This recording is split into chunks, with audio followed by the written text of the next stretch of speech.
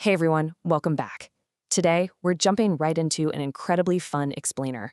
We're going to break down one of the most high-energy, brilliantly chaotic sequences from the animated world of Motu Patlu. We'll be looking at the mechanics, the comedy, and honestly, the sheer relentless escalation of a rescue mission that completely defies all logic. But at its core, this fast-paced adventure is really defined by teamwork, absolute perseverance, and some fantastic lighthearted humor. If you're a fan of seeing how a story builds momentum from a tiny mistake into a wild, all-out pursuit with crazy vehicles, you are definitely in the right place. So picture this. How in the world do you catch a speeding locomotive with just a pedal cycle? It sounds totally impossible, right? Well, that's the exact problem we're looking at today. We've got two young kids, Akash Pandey and Mansi Tiwari. Through a complete accident, they end up stranded on a station platform, while the train carrying their sleeping parents just pulls away. Enter our heroes, Motu and Patlu, who instantly take on this wildly impossible physics problem of matching a train's speed using only human leg power and a bicycle. Okay, let's dive right into this timeline, because the pacing of this story is literally a masterclass in narrative escalation. Notice how their transportation just constantly upgrades as the desperation grows. At the 0-minute mark, they're literally just running on foot, shouting for the parents. Around 5 minutes in, they manage to grab a bicycle. By 15 minutes, after the cycle inevitably fails, they're hacking together a makeshift engine from a stranded car. And then finally, by minute 30, the whole shebang is airborne in a flying car. It's a relentless upward curve of stakes and speed. But let's go back to the inciting incident. Section 1, the station mishap, a dropped pinwheel. You know how every massive avalanche starts with a tiny pebble? Well, in this case, that pebble was a little toy pinwheel. Mansi's pinwheel blows away in the wind, Akash steps off the train to grab it, Mansi follows him, and boom, the train leaves. When Patlu realizes what's happening, he instantly turns to his strongman partner Motu for a heavy-duty solution. But instead of panicking, Motu has his priorities completely straight. He drops this incredible line, "My brain doesn't work on an empty stomach." He literally demands his essential food fuel before he can even process the emergency. Now just look at the dramatic transformation this fuel provides.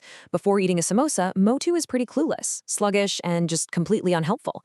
But the second he eats it, he shouts his signature catchphrase, "Jai Ho," and instantly gains superhuman strength.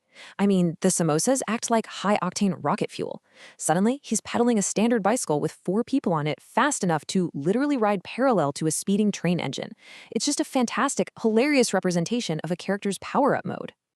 But of course, every action has a reaction, right? They push that poor cycle way past its mechanical limits. Motu is pedaling so hard and even accidentally veering onto a muddy sidetrack that the bicycle just gives up. It completely breaks down, leaving our heroes stranded in a massive mud puddle. So the first major obstacle hits them hard, and human power transport is officially off the table. Which brings us to the next phase of our explainer, Section 2, the engine hack. From punctured car to pursuit vehicle. Let's see how they improvise when all hope seems lost.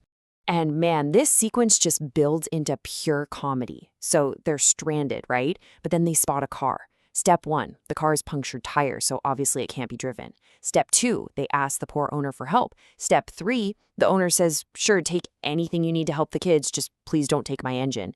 And step 4, well, because Motu and Patlu actually ran a mechanic garage in the past, they use those skills to completely strip the car and, you guessed it, steal the engine anyway to build a custom motorized rail cart.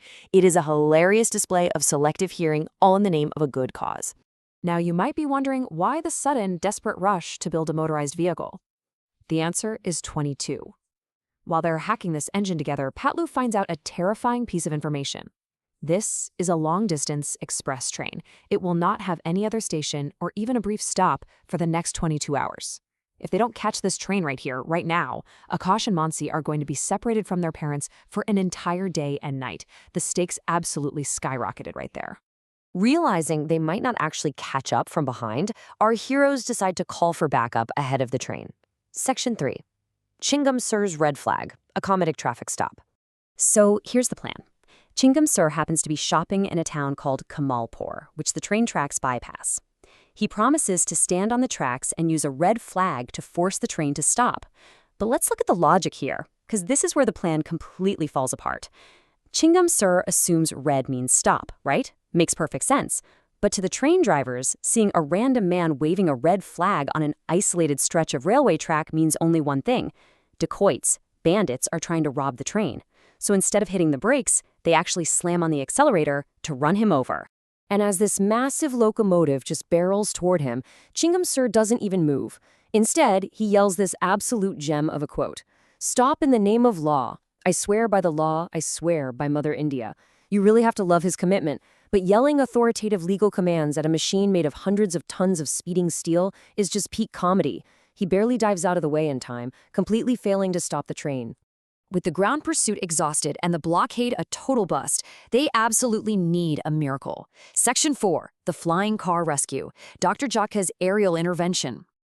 Enter Dr. Jatka. The resident eccentric scientist arrives just in the nick of time with his incredible flying car invention.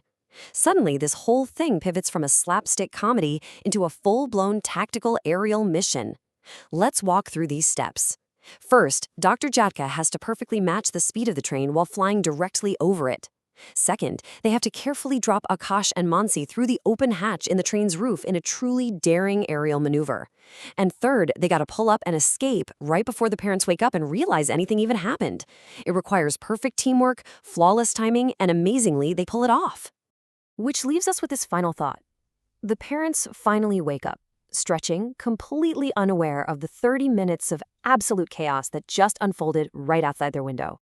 The mother asks Mansi if she slept well, and Mansi, with this huge grin, replies that she and Akash went on an unforgettable adventure with Motu Uncle. They didn't see it as a terrifying crisis at all.